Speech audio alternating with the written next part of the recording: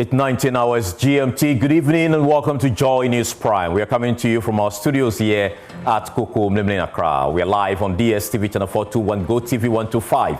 And around the world, we are on myjoyonline.com. Coming up tonight, academic and administrative activities to be disrupted in public universities across the country following an indefinite strike by the Senior Staff Association of University of Ghana over salary arrears, unpaid pensions and broken promises. Also tonight, widespread acceptance of government's decision to rename Kotoka International Airport as Accra International Airport, despite a minority in Parliament raising major concerns. And majority and minority in Parliament clash over President Mahama's government's mass dismissal of public employees. Details as the majority mounts strong defense against the minority's concern over the Bank of Ghana's decision to diversify over 18 tons of Ghana's international gold reserve. This is Joy News, your home of independent, fearless and credible journalism. Stay for details.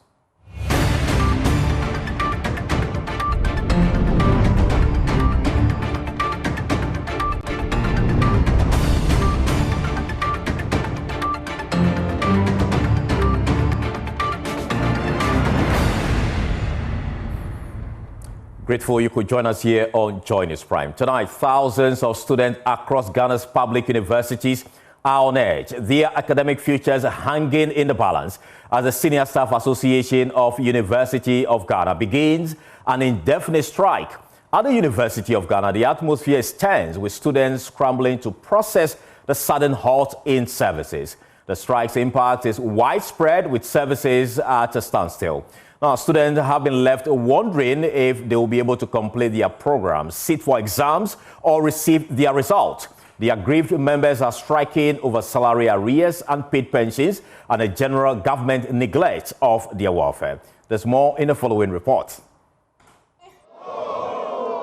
The association has today declared an indefinite strike because the Fair Wages and Salaries Commission has begun the implementation of a call-in allowance, which they say is going to significantly affect them. In fact, they say that the initial overtime allowance was significant and that was helping their members. But with this particular new decision, it will impact their members. It has to do with the variation of our condition of service, which is overtime allowance for senior staff. We have that item in our condition of service that as and when senior staff are required to work beyond regular working hours, holidays or weekends, they ought to be paid overtime. And it has a certain calculation, but it is being varied by the Fair Wages and Salaries Commission, which represented the government in this negotiation process. And so we will not sit down for them to vary it unilaterally like that. You claim that the Fair Wages and Salaries Commission is acting with double standards. Exactly. Why do you say that? Exactly so, because when we met at the Labour Commission, they came to the Labour Commission to testify that indeed Senior Staff Association has an agreement with them, Fair Wages. And then in the same vein, after that 16th October meeting with them at the Labour Commission that they came to testify, they wrote another letter to University of Ghana Vice Chancellor that they are doing the right thing by not paying us overtime. They should use call-in to pay. Is that not a double standard? So you also call on the government to take immediate steps in addressing this particular situation. It's just unfortunate that it so has to meet with the students in school, but it is never up. We want our condition of service to be restored, not to be tampered with. Once they listen to us, why not? Even if it's tomorrow, we'll go back. After the press briefing, the leadership of the association then began to go to the various departments to ensure that members comply with this directive. What it will follow tomorrow? Your pension is being tampered. Do you know what will follow tomorrow? Please, the declaration was done by our national chairman in the morning. We are all supposed to comply. Please, let us all live here. For some students, particularly those who are preparing for graduation, this strike will have a significant impact on them. It will affect me. I won't be able to graduate. Yes, since today is the deadline, you see. So we have to have mercy, at least. They have to inform us earlier. I'm now hearing it. It's unfair. I think it's unfair. But I didn't know they are going for strike today. I reported from Cape Coast to here.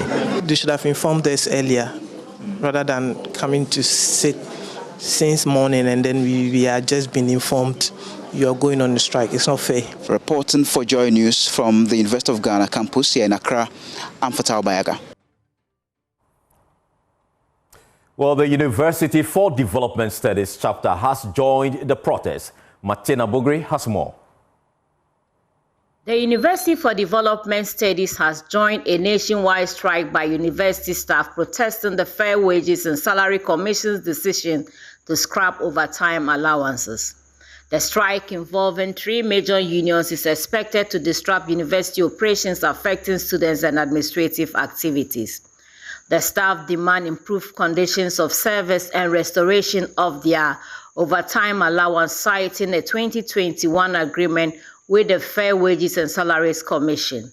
Addressing a press conference in Tamale, chairperson of the Senior Staff Association, Faidatu Al-Hassan, said they will stay on strike until their grievance is addressed. Showbiz, this is an indefinite strike, and until we get positive results or information from Fair Wages and Salaries Commission, we are not coming back to work. On this note, on this date, 3rd February 2026, we officially declare a strike in UDS. She said they deserve better conditions of service. As part of our conditions of service, overtime is something that is due all senior staff. Unfortunately, universities across the country cunningly have found a way to deny members of this privilege. Looking at things, you will realize that senior staff are the most underpaid and our conditions are deplorable.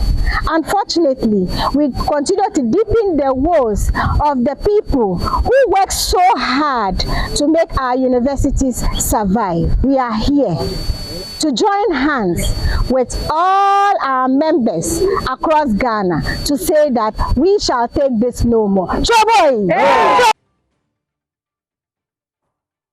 Also, essential services, including the morgue and dental clinic at the Kolebu Teaching Hospital, face shut down following the strike. My colleague Stephen Mensah reports.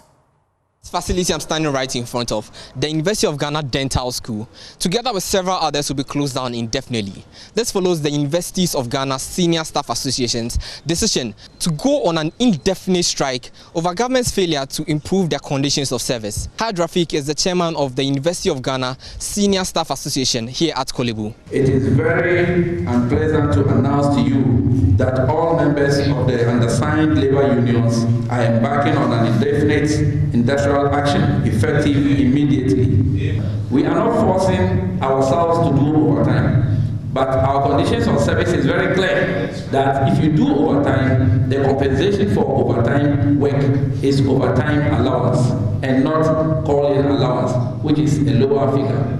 We all know as senior staff are entitled to 40 days leave. The new arrangement is that they want to reduce it from 40 days to 28 days. If today they are attaching our leave days and overtime and we allow it to pass, the next minute they will go to the other items. And I can assure you, even your vehicle maintenance allowance is at stake. Until these issues are resolved, we are not going to back down our decision. Following the declaration of the strike, some workers within the University of Ghana Kolebu Enclave have begun expressing concerns about the impact on patients and students. It will worry us a lot, in the sense that our patients will be suffering. If we are not, the patient might come, but they might not. They will not be able to see their patient.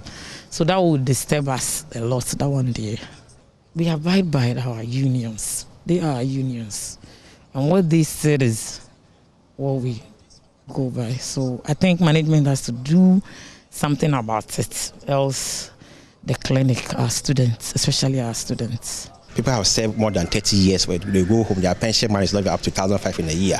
The condition of service, it was something we have agreed, but now they are trying to do what they want. I'm a staff at University of Ghana Dental School. So for instance, somebody has a pain overnight and he comes and nobody is there to attend to. It's going to cause a problem. The unions say they have exhausted all avenues for dialogue with management and government, leaving them with no option but to withdraw their services. Reporting from Kolebu, I am Stephen Mensah for Joy News. Well, joining us via Zoom is the Chief Executive Officer of the Fair Wages and Salaries Commission, Dr. George Smith Graham. Grateful for your time here on Joy News Prime. What are the main challenges actually delaying the resolution of these labor demands? Thank you very much. Let me say good evening to your viewers. There are no challenges. The implementation of the single spine has been around since 2010. We've implemented single spine all this while. When I assumed office, it came to light that their conditions of service has been outstanding for a while. So I immediately called them to a meeting to try and resolve the issues. And just when we were resolving the issues, I got a letter from the university. Hello, Mr. Graham, if you can speak up a bit, I'm struggling to hear you. Okay. I was saying that when I assumed duty, it came to my attention that their conditions of service has been outstanding for a while. So I immediately invited them to a meeting. At a meeting, we started engaging on all the issues of their conditions of service. Then I got a letter from the university, Vice Chancellor of the University of Ghana. And the Vice Chancellor was asked if it is right for them to be paying overtime allowance. And so I responded that by the policy, senior staff are not entitled to overtime allowance. They're entitled to call-in allowance. This is what has been implemented over the years. But I noticed that it was part of the conditions of service that we are negotiating. And so when we went into the negotiation, then it came to light that all this while, although overtime allowance is not part of the, it's not an entitlement to the senior staff, the university administration had been paying this money all this while, unknown to government and unknown to anybody. But they were using the internally generated funds to pay. And so what happened was that at a point, it appeared the university administration were unable to pay. And so decided to send the money to central government to pay. That was where the Auditor General picked up the issue and said, no, this is not what the policy says. And this is not what is being implemented all over the country in the entire public service. And so we are only implementing the policy. Although they were doing it using their IGF, we didn't know. And so nobody could act on it. But now that they want central government to pay, it means that we need to go by the policy. And that's exactly what we are doing. So does that mean this particular... the leave allowance that they mentioned, the public sector goes by a policy that is implemented by the entire public sector, by the Public Service Commission. The guidelines are there for everybody in the public sector. And the leave days are spelled out clearly in the policy.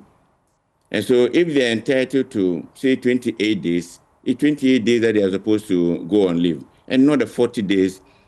And my worry is that at the negotiation table, they pleaded that we declare deadlock because they believe that there are no issues that they are ready to compromise. And so we declared deadlock.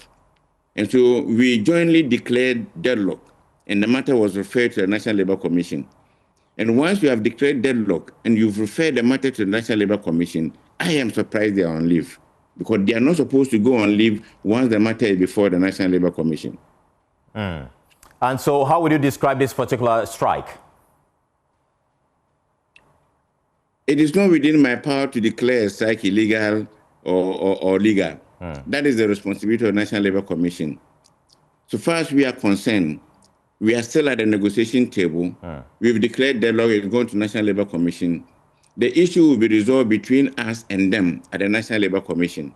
And so once we are still at the negotiation table, I don't expect them to go on leave because we all need to abide by the labor laws of the country. Okay. Thank you so much, George Graham, for speaking to us here on Joy News Prime. Well, away from that, let's take you to Parliament because the majority and minority have begun the second session of sitting with a clash.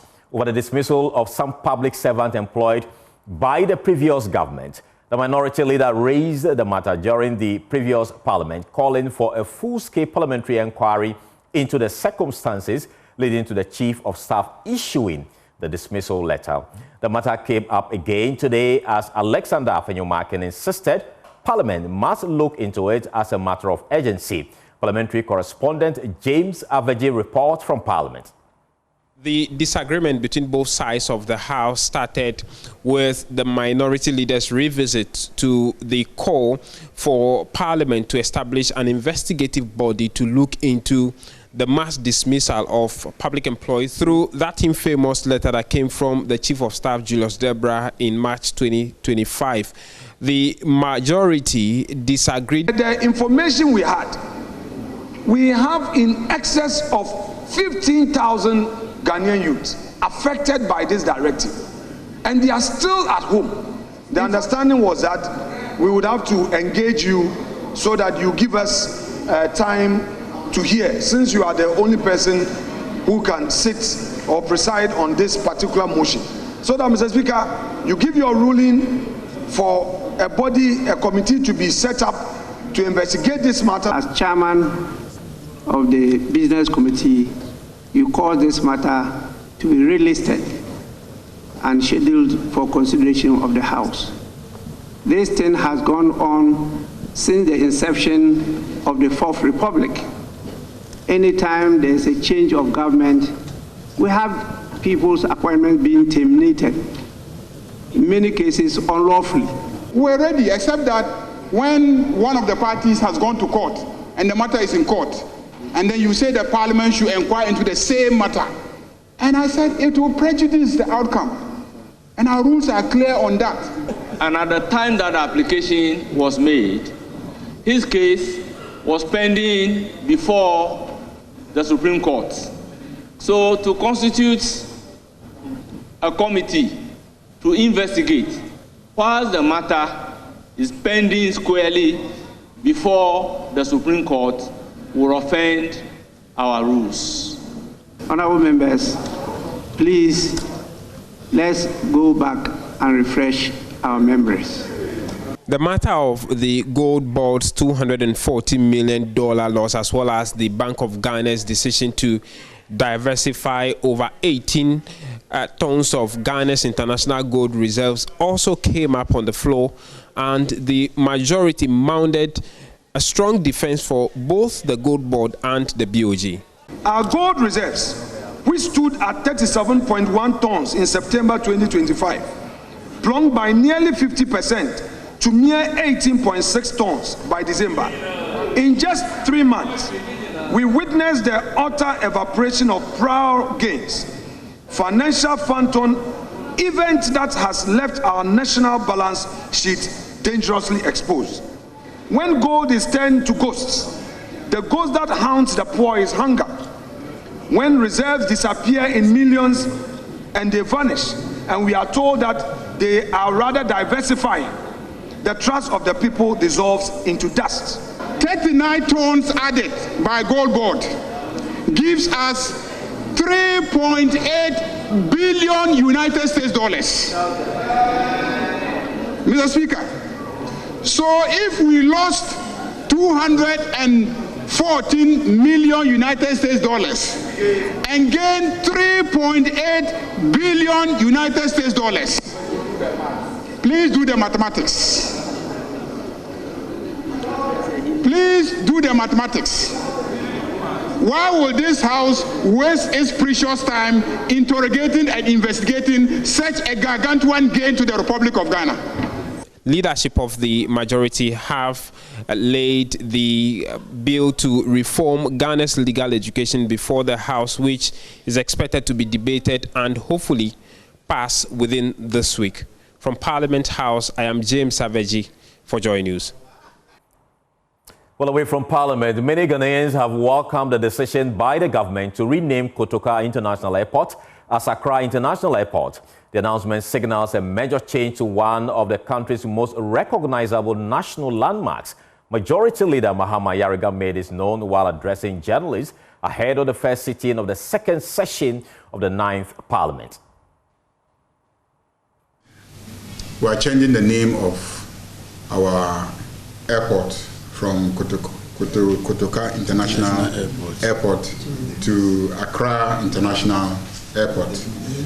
So a bill will be brought by the Minister for Transport for the name of the airport to be changed from Kotoka International Airport to Accra International Airport. So the Accra International Airport bill will also come.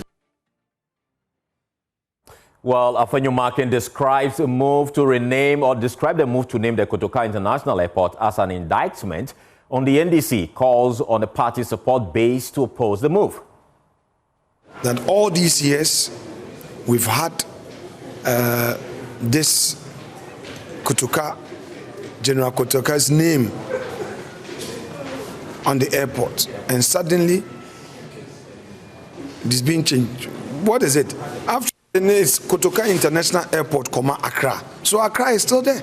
So if you come to Accra, or even in the country, how many prominent Voltarians have their names on national assets or national monuments? This is the only thing the people of Volta region can also at least see as something that recognizes heroism from the Volta region. And that one too, they are being denied. Well, a political historian at the Department of History, Political Science and Public Administration, KNUST, Professor Samuel Edujemfi, welcomed the proposal to rename Kotoka International Airport, saying it will serve the purpose of posterity. Yes, I mean, it's a critical issue to look at. First of all, we need to view this from the angle of history. I think within this space, we should not continue celebrating coup d'etat in Ghana, so that immediately you see the name Kotoka International Airport. We are embracing yesterday in its form that reflects the coup d'etat in 1966 that toppled Ghana's first republic. General Kotoka was a fine soldier, but that act he contributed to in itself was, for me, an act that served as a detriment to Ghana's democratic culture and also its democratic path. Meanwhile, a cross-section of Ghanaians on the street of Accra agree with his view. Well, it's very necessary. They should change it. They should change it to either Ghana International Airport or Accra International Airport. Because, Kotoka, he just overthrown Kwame Nkrumah, or he overthrew Kwame Nkrumah, right? So it's better. It's either Kwame Nkrumah International Airport is better. Kotoka, the plan B. What is the history behind Kotoka, the airport being named after Kotoka? I hear he was killed there. That's the story. People want to bring political issues about it and tribal issues. So maybe Accra is in Accra. So they just name it Accra International Airport and then we'll all be free. Since Accra is the capital city of Ghana, I think the name should be Accra, not Kotoka. Everybody knows it's Kotoka International Airport. So I don't think if they change it, that will be possible. If they name it Kwame Nkrumah International Airport, that is good because he was the first president in Ghana. And he was the one who built the airport, not Kotoka. Because they killed him there, that is why they named him Kotoka Airport. So to me, I prefer Kwame Nkrumah Airport. Away from the airport, Cocoa Board is attributing delays in paying cocoa farmers to fluctuations in global cocoa prices as the agency seeks a long-term financing solution for the sector. Head of Public Affairs for Cocoa Board, Sam Jerome, explained that the country's cocoa remains the most expensive on the African continent, creating a gap between local purchase costs and international market rate, which has complicated payment to farmers. Some cocoa farmers in the Ashanti region are now considering selling off tracts of their fertile lands to illegal miners, while some farmers also begin smuggling their cocoa beans to neighboring countries to make ends meet, following months of unpaid dues from the Ghana Cocoa Board. Emmanuel Braikweku traveled to Kofiase, a small cocoa farming community in the Ashanti region, and now reports. David Berko and his wife combed through their parcel of cocoa farm in the Kofiase community of the Ashanti region in desperate search for ripe cocoa pods. After hours of frantic search, they collect a basket of the pods and head to their thatched house sitting in the middle of the deep cocoa plantation. This has been their source of livelihood for nearly 3 decades. But the past few months have been unprecedentedly difficult. Times are hard now. We used the initial payment to settle our labors. Because I have no money, I told my son to stay home from school. For 3 months now, the couple have not received any funds for the cocoa beans they supplied to the local license buying company. Requesting money due them has become a daily struggle, throwing them into untoward hardship. 2 meters away from David's abode, I meet Shaibu, also a cocoa farmer. We are suffering. We have no money. I thought you had come here to give me money. My wife has left me alone in the bush to cater for our children. This has been the plight of many cocoa farmers across the country. After receiving October payments, funds for all the harvests they made from November to date have not been paid. This government cares less about the cocoa sector. We've never been in this situation before. The Cocoa Board announced no syndicated loans were secured for the 2025-2026 crop season.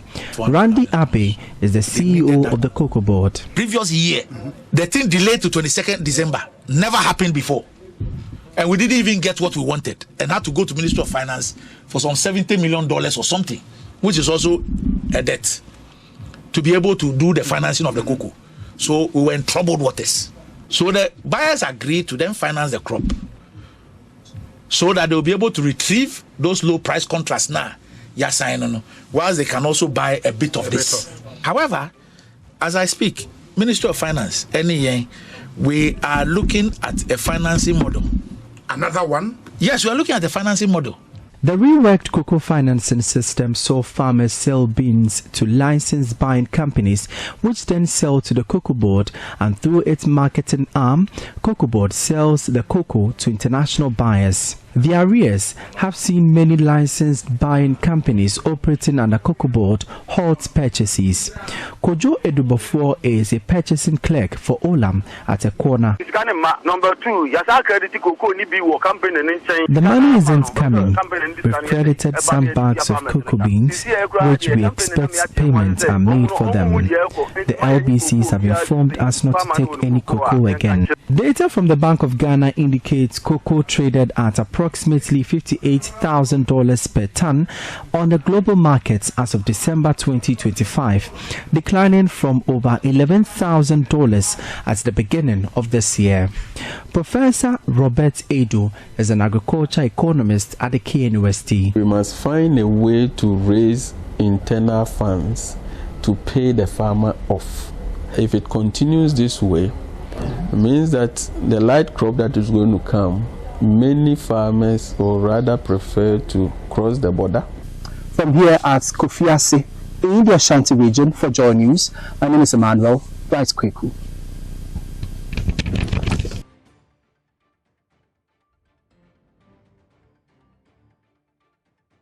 But speaking on the Pulse show this afternoon, Head of Public Affairs at Cocoa Board, Sam Jerome, said while the agency looks for lasting solutions to pay the farmers, the problem is largely due to international market pressures. As we speak, Cocoa Board is in talks both with government as well as, the international buyers as to how best we can deal with this situation. Because, it is unheard of. It's not something that we have experienced because, a price of almost 12,000 2 years ago, today, we are having to deal with 4,100. That tells that even the price, the percentage given to the cocoa farmer last year, which is 5,040, we are not getting that on the international market. And the obvious fact is also that Cocoa Board will have to spend not less than 6,300 at the point of what? Shipping the cocoa. So every ton of cocoa, if you tell you the amount that Cocoa Board is what? Cocoa Board is losing if Cocoa Board decides to accept the current price, which is being sold on the international market. And it is also a fact that because our cocoa bean remains expensive on the international market, there are some buyers who are also considering other markets or other jurisdictions to finding at least a cheaper cocoa bean. So the question is that, are we to move in quickly to accepting whatever that is on the international market and subsequently present same to our farmers, or we are to holistically look into the issues and find a permanent solution whereby both Cocoa Board as well as our gallant farmers will win? This is the Joy News Prime. We have more after this break. Stay with us.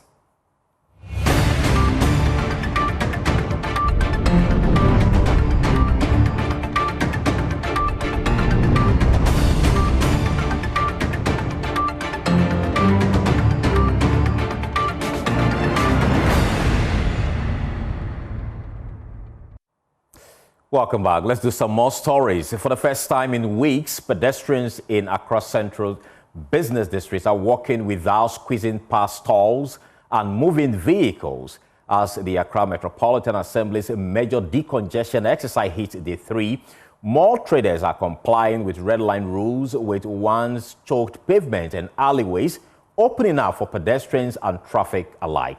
The Assembly says the exercise will not be short-lived and signals enforcement will be intensified in the coming weeks. 3 of the Accra Metropolitan Assembly's decongestion exercise in the Central Business District of Accra.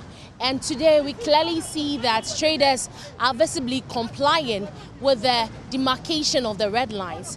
With AMA Task Force conducting regular checks, walkways and alleyways that were once choked are now visibly clear, allowing the free flow of pedestrian and vehicular traffic. Addressing concerns about the exercise's sustainability, the Accra Mayor Michael Alote said the Assembly has learned from last year's exercise and has implemented measures to ensure lasting results.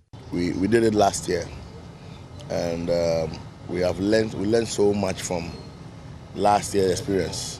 So I don't think this year we have to fail. If we fail this year, it means that there's a problem with the Assembly. And I don't think there's a problem with the Assembly, so we are going to fix it.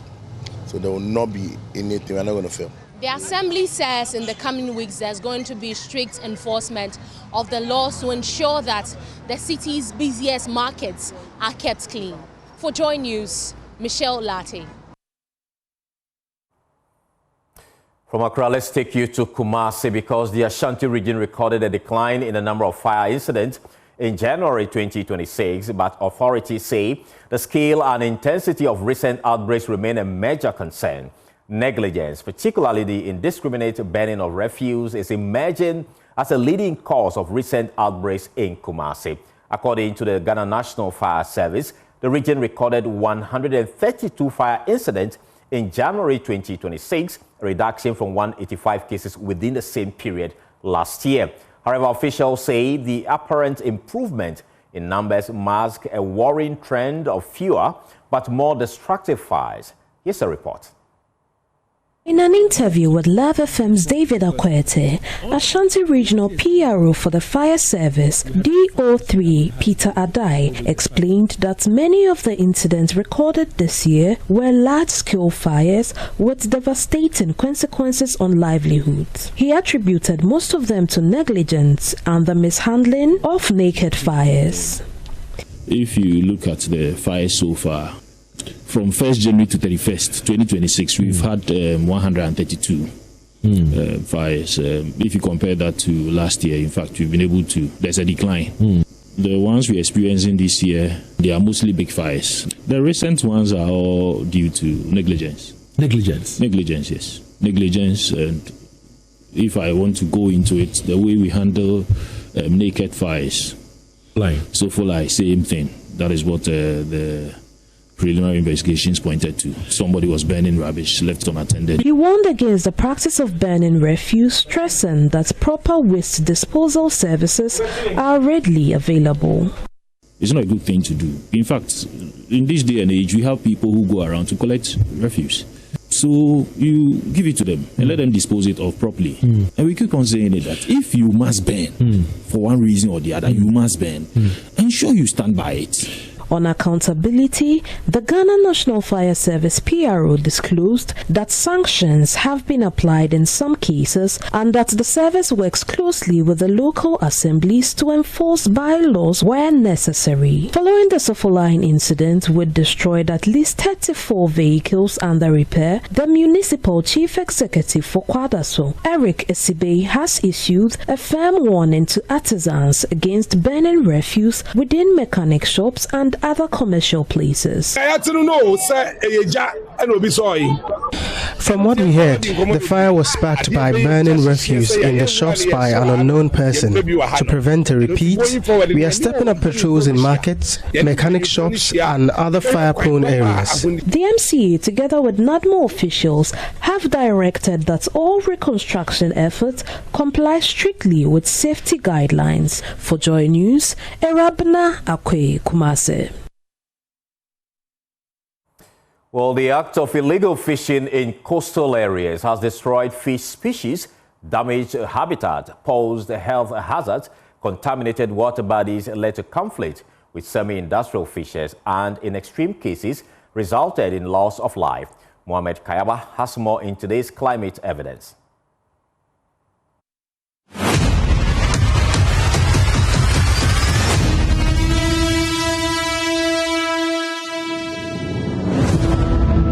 Many agrarian communities in Ghana rely heavily on farming and fishing as their main source of livelihood. These farmers do everything possible to make good profits for sustenance. Circumstances such as finances, lack of job opportunity, inadequate education, lack of law enforcement, politicization of issues among fishermen has led some individuals in the fishing communities to engage in illegal fishing, which tends to create negative impact on fishing and put the lives of fish consumers at risk, as well as destroying some aquatic animals. We take you to the Winneba landing site to engage leadership and some canoe owners on issues of illegal fishing in the area and its impact on fishing as well as the consumers. From 90s to 2000, we saw light.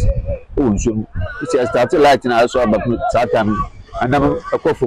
Madama. Not the Madame yes can coffee. Panoso Wabaka, and the walk water patrol. As a normal Yana Mamba was Wabaka. Dr. Jemima Etonam, fishery scientist and a lecturer at the University of Education, Winneba, highlights some critical issues that surround climate change and the fishing industry. So as we are having climate change and we are seeing its effects such as sea level rise and increased sea surface temperatures, it means that the strength of that upwelling phenomenon is greatly reduced. Why this affects our fisheries so much is that the stronger the upwelling, the colder the water, the more nutrients are able to come up to the surface, and the more what we call primary producers, organisms that fix sunlight directly. We have algae and other organisms. And then we also have tiny crustaceans we call copepod, which also move in to feed on these algae. Dr. Victor Owusu, a development geographer and a lecturer at the Department of Geography at the University of Education, highlights what government should do in addressing illegal fishing in the community. Their major concern is that if they don't use these things, then they are going to lose their source of livelihoods. They will not be able to support their families. So it's all about job creation. If interventions can be introduced to move some of the fisher folk from marine fishing to maybe fish farming. For Joy News, Mohamed Kayaba. This story is brought to you by Joy News in partnership with CDKN Ghana, University of Ghana Center for Climate Change and Sustainability Studies, with funding from Claire R4I Opportunities Fund. Well, Showbiz is up next with the entertainment queen. Stay with us.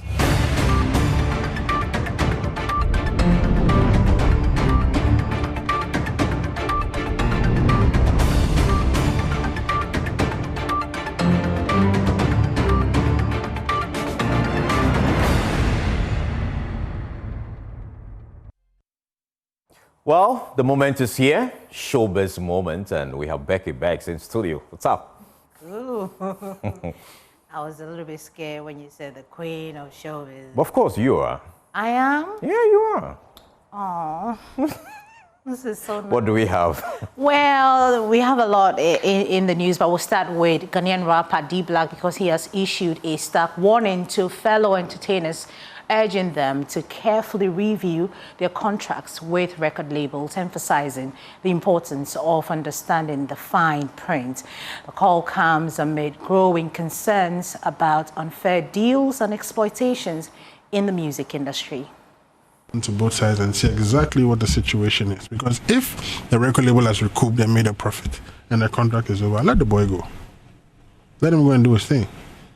But then the issue comes when the record label says, then it becomes an issue. Okay, so it comes to the advice you give to... Read your contracts with a lawyer. That's basically it. There's a few entertainment lawyers out there. Before we close, I'll mention... We'll mention some of them. Some of them, and maybe I'll say his phone number. People can reach out to him and ask for their help when reading their contracts, because it's important. Entertainment lawyer. Yeah. It's not every lawyer that is knowledgeable in the space. So yeah. There was a lady called Cynthia Jumo. Okay. Of blessed memory. She passed away. That she was woman. my lawyer. She was Sarkodie's lawyer, Reggie Rockstone, Samini, a lot of us. And she passed away 2 years ago. She was amazing. I don't think you've ever heard about me being in a contract dispute or SAC or Samini. Yeah. And it was because she was doing a really fine job at it, And what people don't know is that she never even really charged us like that. She just was very passionate about the industry. The industry.